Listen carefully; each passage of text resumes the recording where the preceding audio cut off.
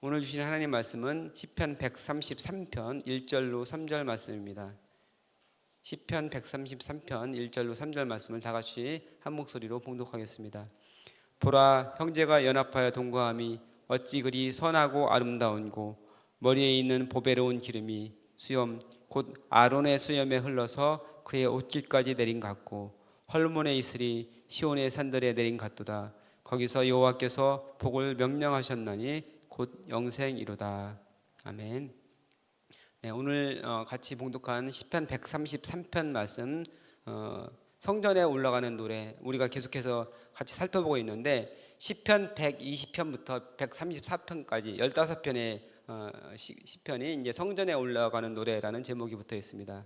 그 중에서 이제 14번째 시인데 다윗이 지은 것으로 추정을 합니다. 근데 언제 그러면 이 시를 지었느냐?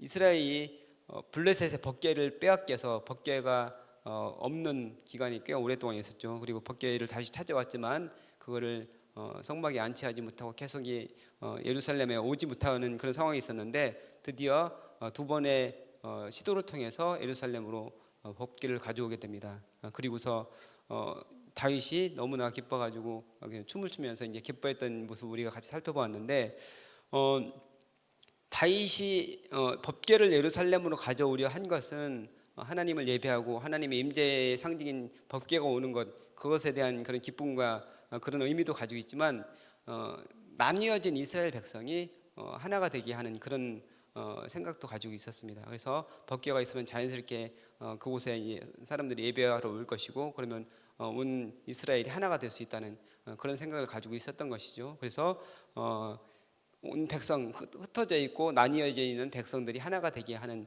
그런 그 연합의 생각을 가지고 법궤를 가져오게 했던 것도 큰 의미가 있습니다. 그래서 온 백성이 연합하고 그 다음에 회복되는 그런 기쁨을 노래한 것이다, 학자들은 이야기를 합니다.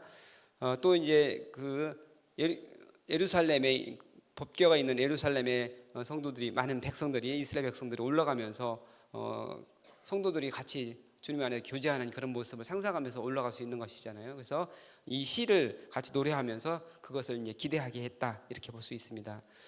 시편 133편은 문학적으로 굉장히 빼어난 그런 작품이라고 할 수 있습니다. 히브리 시 문학의 정수를 보여주는 보석과 같은 시다, 이렇게 표현을 하고 있습니다.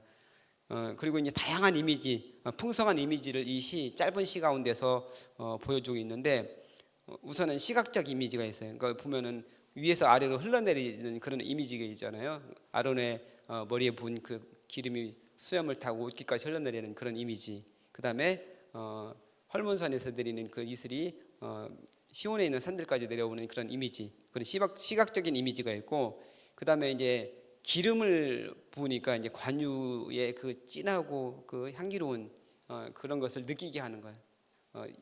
노래하는 사람을 통해서, 그리고 시편을 읽는 사람을 통해서 그런 느끼게 하는 그런 후각적인 이미지가 있고, 그리고 헐몬산의 이슬, 그 시원한 그런 느낌, 그리고 기름은 또 이제 매끄러운 매끈거리는 그런 느낌이 있잖아요. 그래서 그것을 또 만지는 것 같은 그런 촉각적인 이미지, 이렇게 다양한 이미지를 시 안에 품고 있다는 것이죠. 시편 133편은 또한 그 글자 그대로 형제가 연합하여 동거한다, 이거는 그냥 그 식탁 교제를 나누는, 온 가족들이 식탁 교제를 나누는 그런 모습으로 보기도 하는데, 이제 우리도 한 달 되면은 설명절이 있는데, 설 되면은 흩어져 있던 가족들이 다 모이잖아요. 모여가 이제 같이 식사하면서 서로 이제 담소도 나누고 가정 안에서 아름다운 이제 모습을 보이는데, 이제 그런 모습으로 보기도 한다는 겁니다. 내용을 같이 살펴보면은, 그러니까 연합하여서 동거하는 것이 아름답다, 이렇게 표현을 하면서 아론의 머리에 기름을 부어서 그게 흘러내리는 것을 얘기하는데, 여기 이게 어떤 의미를 가지고 있느냐? 기름을 붓는 것, 구약 성경에서 기름을 붓는 것은 특별한 직분을 세우는 그런 의미를 가지고 있습니다. 그래서 왕을 세운다든지 제사장을 세운다든지 선지자를 세운다든지 할 때 기름을 부어서 공식적으로 사람들 보는 앞에서 공식적으로 인정을 한 것이죠. 그래서 아론은 이스라엘의 초대 대제사장으로서 출애굽한 이스라엘 백성들이 보는 앞에서 관유를 부어서 공식적으로 대제사장의 그 사역을 시작하게 됩니다. 아론은 그러면 어떤 사람이냐, 어떤 그 이스라엘 공동체에서 어떤 위치를 가지고 있느냐? 대제사장이니까 머리의 의미를 가지고 있는 거예요. 그러니까 전체 백성 중에서 머리이면서 그다음에 제사장으로서 사람과 하나님 사이에서 중보자 역할을 하는 것이죠. 백성이, 죄가 있는 백성이 거룩한 신 하나님께 갈 수가 없으니까 누군가 그 사이에 있어야 되는데 제사장이 이제 그 역할을 한 것이죠. 특별히 대속죄일에 혼자서 지성소 안에 이제 그 피를 가지고 이제 들어갔는데 그때 대제사장이 문제가 있다든지 죄가 있든지 그러면은 지성소 안에서 죽임을 당하게 되는 아주 무서운 그런 상황이 있게 되는 것이죠. 근데 그 대제사장의 모든 백성의 죄를 가지고 지성소에 들어가서 하나님의 임재 안으로 이제 들어가게 되는 것이죠. 그래서 대제사장은 중보자 역할을 하고 있다, 이렇게 볼 수 있습니다. 기름이 머리에서 부은 그 기름이 수염을 거쳐서 옷깃까지 흘러내리는 거, 이거는 그 아론의 몸 전체를 기름이 이제 위에서 밑에까지 이제 흘러내린다는 그런 의미를 가지고 있는데 이스라엘 백성 전체, 아론의 몸 전체를 이야기하지만 이것이 이스라엘 백성 전체를 이야기한다. 그러니까 아론의 머리가 아론이고 이제 그 나머지 그 모든 몸이 이스라엘 백성 전체를 의미한다고 볼 수 있습니다. 이거는 그러면 신약에서는 어떤 의미를 가지고 있느냐? 우리의 교회의 머리가 누구시죠? 예수님입니다. 예수님. 그러니까 예수님께서 교회의 머리가 되시고 우리는 그 머리가 되신 그 예수님의 그 몸이라고 할 수 있는 것이죠. 그래서 그러면서 예수님께서 하나님과 우리 사이의 중보가, 유일한 중보가 바로 이제 예수님이라고 우리는 이야기를 합니다. 그래서 기름이 머리부터 옷깃까지 흘러내리는 이것은 이제 성령의 기름이 예수님의 몸인 그 교회 전체 발끝까지 이제 흘러내리는 것을 표현하고 있는 것이다. 그래서 우리는 예수님을 믿음으로 하나 된 공동체는 우리 한 사람 한 사람 개인이 스스로가 아니라 성령의 은혜로 하나 되는 그런 복을 누리게 된다, 이런 걸 이야기할 수 있습니다. 3절에 보면 헐몬의 이슬이 시온의 산들에 내린 같다, 이렇게 표현하고 있는데 헐몬산은 이스라엘 가장 최북단에 있는 그런 산이에요. 근데 그 높이가 어느 정도 되느냐, 해발 2814m 그 정도 된다고 합니다. 우리나라 백두산이 2750, 그 조금씩 뭐 다르게 측량이 되긴 하는데 대략 한 2750m 전후로 이렇게 측량이 되는데 백두산보다 훨씬 더 높은 거예요, 헐몬산이. 그러니까 이제 위에는 만년설이 있어가지고 그 만년설에서 그 내려오면 내려오서 이제 물이 흘러내리고 그다음에 밤에 이슬이 이제 전체를 이렇게 적시게 되는 것이죠. 그러니까 이 헐몬산은, 이 헐몬산의 이슬을 통해서 이스라엘 전체가 이제 강수량이 적기 때문에 좀 건조한 그런 대지가 많은데 식물이 자라게 하는 그런 역할을 하는 거예요. 헐몬산에 흘러내리는 그런 이슬들이. 그리고 이 헐몬산이 요단강의 그 근원이 된다고 합니다. 그래서 이제 헐몬산에 내려오는 그 눈이 녹은 물을 통해서, 그리고 거기서 솟아나는 그런 물을 통해서 요단강이 흘러가게 되는 것이죠. 그래서 생명의 젖줄이라 할 수 있는 것이죠. 그래서 이제 그런 헐몬산인데 그 헐몬산의 이슬이 어디까지 내리느냐? 시온의 산들에 내린 것 같아요. 근데 이게 헐몬산과 시온산과의 거리가 어느 정도 되느냐? 200km 정도 된다고 해요. 200km면 우리나라 서울에서 대전까지 거리가 한 200km 정도 되잖아요. 그러니까 서울에 있는 산에서 대전에 있는 산까지 이슬이 내린다, 이게 말이 되나요? 200km 정도 되는, 서울에서 이슬이 내렸는데 그게 대전까지 간다. 이건 불가능한 거죠. 근데 이건 어떤 의미를 가지고 있느냐? 하나님을 예배하며 그 연합하는 그런 사람들, 그러니까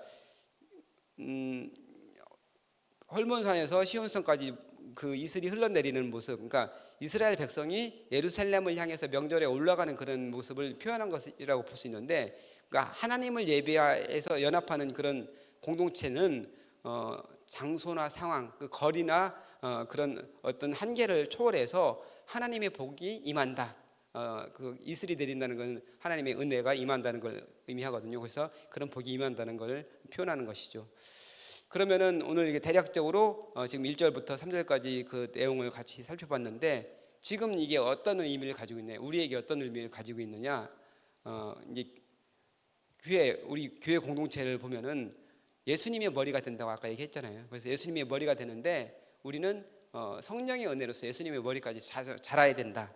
이렇게 성경에서 이야기를 하고 있습니다. 그래서 우리의 목표는 예수님의 그 성품, 예수님의 성품과 인격까지 자라는 것이 바로 우리의 목표가 되어야 되는 거예요. 그래서 우리는 예수님의 성품과 인격을 닮아가는 그런 공동체가 되어야 되는데 그냥 되는 것이 아니고 관유, 그러니까 아론의 머리에 그 뿌린 그 관유가 위에서부터 밑으로 내려오는 것처럼 성령의 능력으로 우리가 하나 되는 그런 은혜를 누려야 된다. 그래서 개인적인 어떤 욕심이라든지 욕망이라든지 뭐 이런 것들을 버리고 성령의 은혜를 사모하는 사람들이 되어야 된다. 그래서 성령의 능력으로 우리가 하나가 되고 성령의 하나가 되게 함을 지키는 사람들이 되어야 된다.